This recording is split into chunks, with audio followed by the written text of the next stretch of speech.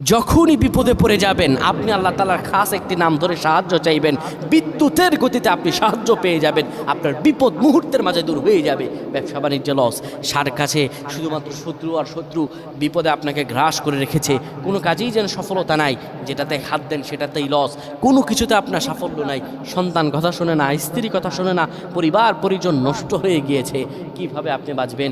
প্রবাসে আটকা পড়ে গেছেন, আসতেও পারেন না, কোনো কাজও পাচ্ছেন না, আপনি আমলটা করেন। এটি আমার কথা নয়, বিশ্বনবী মুহাম্মদ রাসূলুল্লাহ সাল্লাল্লাহু আলাইহি ওয়াসাল্লামের প্রিয় সাহাবী হযরত যায়েদ রাদিয়াল্লাহু তাআলা আনহু, তিনি একবার মক্কা থেকে হিজরত করে যখন মদিনায় যাবেন, ঠিক সেই সময় বিপদে পড়ে যান।